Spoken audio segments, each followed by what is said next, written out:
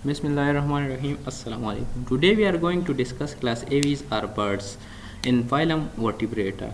We discussed in previous classes class fishes, class amphibian and class reptiles.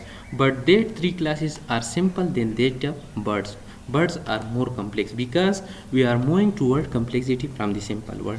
First of all, we are going to discuss the general characteristics of class aves or birds. अगर हम birds के body को देख ले तो इसकी body stream line होती है, स्ट्रीम लाइन और स्पेंडल शेप होती है। स्पेंडल शेप या स्ट्रीम लाइन क्यों होती है?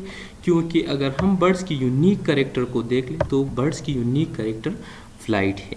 फ्लाइट अगर बर्ड की यूनिक करेक्टर है तो इसके लिए एडाप्टेशन भी ज़रूरी है। तो इसकी जो पहली एडाप्टेशन है बर्ड्स की, ये इसकी बॉडी का शेप है। बॉडी का शेप पीक में नैरो होता है और टेल पार्ट पे ब्रॉडर होता है। तो जब ब्रॉडर और नैरो पीक पार्ट पे नैरो होता है तो इसकी जो बॉडी बनती है वो स्ट्रीम लाइन और स्पेंडल शेप बनती है, जो इसकी फ्लाइट कंप्लीट होने में बहुत ज़्यादा मदद देती है। अब अगर हम इसकी एक्सोस्केलेटन पे आ जाते हैं तो इसकी एक्सोस्केलेटन फीदर से बना होता है। मतलब एविस का जो एक्सोस्केलेटन है वो फीदर पे मुश्तमिल होता है। जैसा कि हम देख सकते हैं ये इस पिक्चर में ये बर्ड्स की एक फीदर्स की शेप है। तो बर्ड्स की एक्सोस्केलेटन फीदर पे मुश्तमिल होता है। इसकी जो 4 लिम्स है वो मॉडिफाइड है विंग्स को क्यों मॉडिफाइड है? क्योंकि हमने पढ़ा कि बर्ड्स की यूनिक करेक्टर फ्लाइट है। तो फ्लाइट के लिए पहली अडाप्टेशन इसकी बॉडी शेप की अडाप्टेशन है। इसके बाद जो इसकी 4 लिम्ब है ये विंग्स को मॉडिफाइड होता है। विंग्स को क्यों मॉडिफाइड? ताकि इसकी फ्लाइट में मदद दे सके, ताकि इसकी फ्लाइट में मदद कर सके। जब इसकी फ्लाइट में मदद करता है, अब अगर हम इसकी स्किन को देख ले तो स्किन जो है ना इसकी ड्राई होती है, मतलब खुश्क स्किन होती है, आयली नहीं होती जैसा कि मैमल्स का होता है। और इसमें ग्लैंड्स प्रेजेंट नहीं होते, कोई भी ग्लैंड नहीं पाया जाता, बल्कि मैमल्स के स्किन में बहुत से ग्लैंड पाए जाते हैं जैसा कि सेबेशियस, स्वीट ग्लैंड एक्सेट्रा।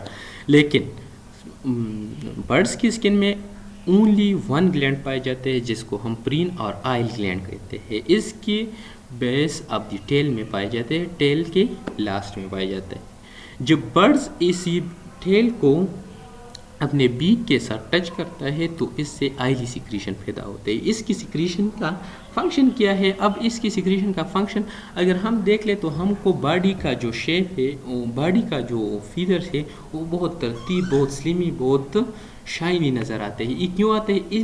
इन ही आयली सिक्रीशन की वजह से ये बहुत शाइनी लगती है और तरतीब से कर देते हैं।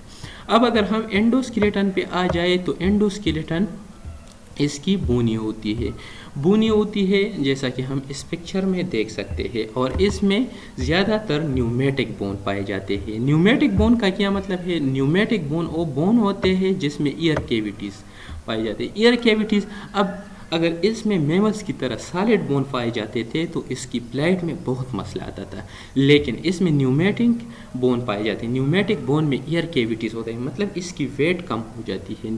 अगर सॉलिड बोन और न्यूमेटिक बोन की कंपैरिजन कर ले तो न्यूमेटिक बोन की वेट सॉलिड बोन के बनिस्बत से बहुत ज़्यादा कम है। तो इसलिए बर्ड्स में न्यूमेटिक बोन पाए जाते हैं जो कि इसकी फ्लाइट के लिए इसकी वेट को कम कर देती है। अगर हम स्टर्नम को देख ले तो स्टर्नम इसकी कील लाइक है, बिल्कुल आरे जैसी। हम ये देख सकते हैं, ये है स्टर्नम बर्ड्स की।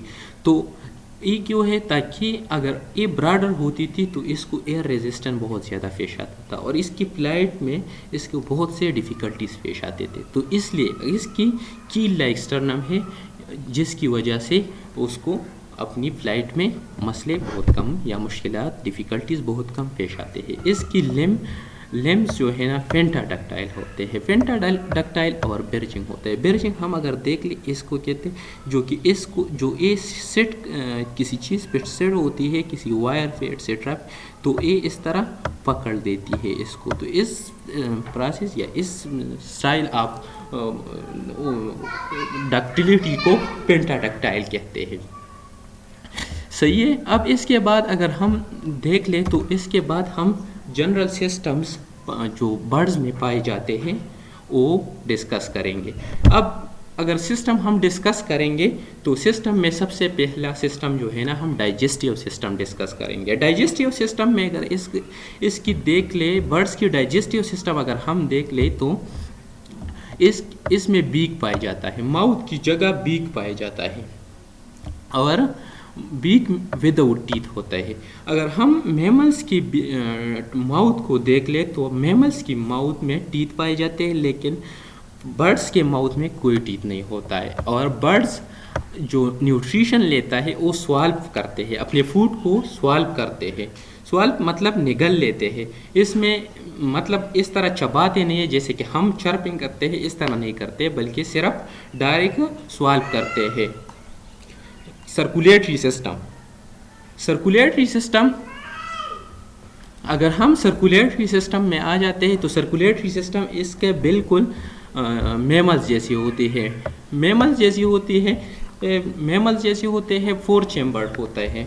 4 चैम्बर्ड होता है, जैसा कि मैमल का 4 चैम्बर्ड हार्ट है और इसमें कंप्लीट डबल सर्कुलेशन पाया जाता है। अब कंप्लीट डबल सर्कुलेशन का मतलब है जो कि इसमें बोथ वेंस और आर्टरीज पाए जाते हैं। इसके बाद अगर हम आते हैं तो इसके बाद अगर हम मैमल्स और बर्ड्स के सर्कुलेटरी सिस्टम में मतलब जो हार्ट्स है इसमें डिफरेंस को देख ले तो मैमल्स की हार्ट्स और बर्ड्स के हार्ट दोनों बिल्कुल completely modified, completely fully developed होते हैं। But the main difference in those is that in mammal hearts the aorta goes out from the left side of the heart, but in birds it comes out from the right side of the hearts। अब अगर हम देख ले तो जो oxygenated blood होता है वो लेफ्ट साइड में पाई जाती है और जो बर्ड्स होते हैं वो जो बर्ड्स होते हैं उसकी राइट साइड से ऑक्सीजनेटेड ब्लड बॉडी को देती है, जो राइट साइड से मतलब राइट वेंट्रिकल से, और मैमल्स में लेफ्ट वेंट्रिकल से। एक्सक्रीटरी सिस्टम को अगर हम देख ले तो बर्ड्स में किडनी पाए जाते हैं, लेकिन किडनी के साथ साथ इसमें एक और एडाप्टेशन है साल्ट ग्लैंड। साल्ट ग्लैंड ज़्यादातर पाए जाते हैं मेरीन बर्ड्स में, और जो एक्सेस ऑफ NaCl होता है, जो एक्सेस ऑफ साल्ट होता है वो थ्रू नेजल कैविटी वो बाहर कर देते हैं, वो एक्सक्रीट कर देते हैं।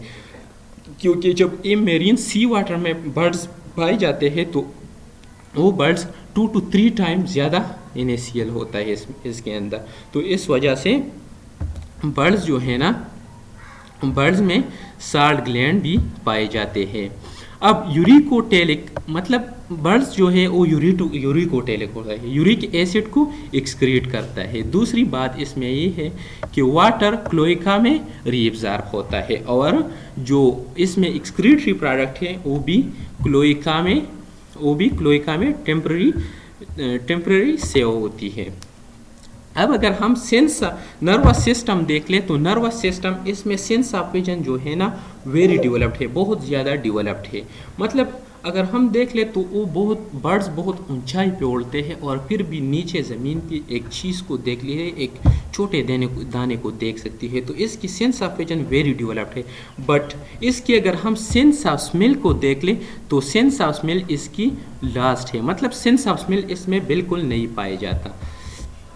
तो sense of smell is last और sense of vision is very developed. Reproductive system पे अगर हम आ जाए तो all birds are oviparous. Oviparous mean that all birds are egg layings. ये अंडे देते हैं और अंडों से बच्चे निकलते हैं। इसकी जो गोनेड्स होता है ये एब्डोमिनल होता है, dorsal side of the abdomen पाए जाते हैं, और टिस्टिस पेयर्ड होती है। अब हमने जो कि पढ़ा कि न्यूमेटिक बोन और पेंटाडक्टिलिटी या बिर्चिंग जो हमने पढ़े हैं, इसको अगर हम देख ले तो ये है ह्यूमन बोन जो कि सॉलिड है, इधर बोन मैरो पाए जाते हैं। लेकिन अगर हम बर्ड्स की बोन को देख ले तो इसमें ईयर कैविटी